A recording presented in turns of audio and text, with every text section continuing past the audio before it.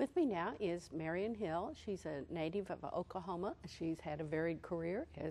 I think that's almost a requirement to become a writer. I think so. You get more material the more things you do in your life. Right. You've written a number of books that have won a variety of awards, but you're here today to talk about your latest, which is Death Books Return.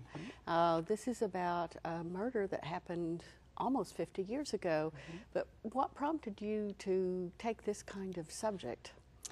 Well, there was an item in the news several years ago about the death of a black man in Texas. He was dragged behind a car and his head came off. Very gruesome murder. And that was so shocking, I think, because race relations have improved so much, you know, in this century and the last century. But still, shocking things like that can happen sometimes. And so I wrote a story in which there is quite a brutal murder that happened years ago. But my character, who is a librarian, determines that she can solve it. She is doing research into the history of her small town, and she finds out about this old murder that no one has ever solved, and she's just incensed that it hasn't been solved, or at least hasn't been really investigated. Now, this is a murder that took place in 1959, which for those of us old enough was really a very contentious period because the government was insisting that everybody should have equal rights and be able to go to whatever school is closest to them and that sort of thing. So there was an awful lot of antagonism, angry people on both sides of the situation. So I imagine she had a whole town full of suspects for this. Well, she did, and some very prominent people, but Juanita is one of these very forceful people who doesn't let obstacles stop her from something that she is determined she's going to do. She's called the Scrappy Librarian, which suggests that she's not your stereotypical librarian. Although I have met some librarians that are extremely persistent, when Yes. especially when it does come to information, and that's really what she's seeking is Right, exactly. information.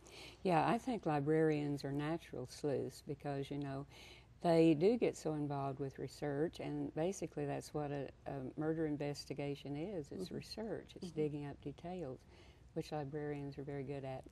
Right. Now, does she get a lot of cooperation from the local police department? Well, not exactly. Her fellow is a lieutenant in the police force, and he mostly tries to keep her from getting involved in his cases. For one thing, he's worried that she'll risk her own life, and for another, he's afraid that she might mess up some of the investigation that he's doing. So he kind of tries to keep her at arm's length from his cases, but of course that's not successful. Right. Well, and in particular in this one, it's calling into question not him, but his police department. Exactly.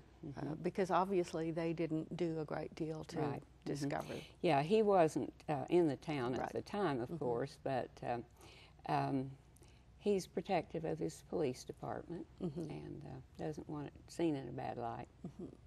Now, what kind of research did you have to do for this book? Well, I did a lot of research about the period. I was alive in '59, of course, but there are a lot of details that I don't remember. And particularly, I didn't know about the racial situation in Oklahoma at that time. Though I was born in Oklahoma, I did most of my growing up in Illinois and Kansas. But I read about the fact that there were a lot of all-black towns across the nation, and in fact, Oklahoma had more of those than any other state. And there were, of course, some all-white towns, and those were called sundown towns because they often would have a sign at the city limits saying that black people were not supposed to be in that town after sundown. And one of the mysteries of this story is why this young black man happened to be in Wyndham, which is her town, which was all white then, after sundown. So did you have to do much research about librarians, or since this is a series, did you just rely on things that you knew beforehand? I kind of just do my own noticing of what goes on in libraries. I thought about being a librarian at one time, and my career took a different path, but I hang out in libraries a lot, and I know a lot of librarians, and so I kind of got that situation from that. Well, an awful lot of writers, particularly those that come on this show, say they spend a fair amount of time in libraries doing research. Right. So I imagine that's what you're doing. Yeah. I do some research online now because there are a number of websites that are quite useful, but there's no substitute for being in the library. Well, I will pass the word to the librarians in our system that if you find a nice lady sitting quietly watching everything you do, she's doing research for her next book. Yeah, you know what they say, the little old ladies are the ones you need to watch out for. Right, because they have very surprising depths to them. Well, obviously, Juanita Wills has some depths to her, too, because she does get a little bit outside what most librarians are looking for. Yeah. She's a very strong woman, very nosy woman, and there is some humor in this book, in spite of the very serious mystery involved with this old murder. She has a couple of assistant librarians who inject some humor into the books. They carry on, they can't stand each other, and they don't come to actual blows, but they carry on what Juanita calls the quote war. One of them will post a quote about some certain subject, like age versus youth, and will post a quote on the library wall, and then the other one will post an opposing quote. So that's how they do battle.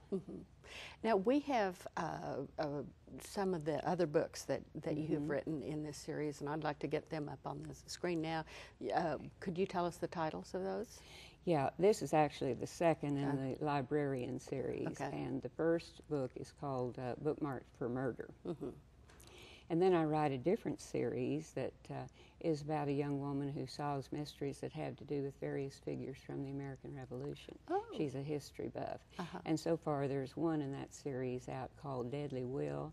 That's about a legacy that's based on Ben Franklin's actual legacy to Philadelphia and Boston. And then in the second book in that series, which will be out this September, it's called Deadly Design. And she solves a mystery in Virginia about an old house that may have been designed by Thomas Jefferson. Well, we'll have to have you back in September to talk about it. Well, thank you. I'd like that. Thank you very much, Marion. Thank you. We've had Marion Hill on talking about her latest book, Death Books A Return. You can find it at your library and your favorite bookstore.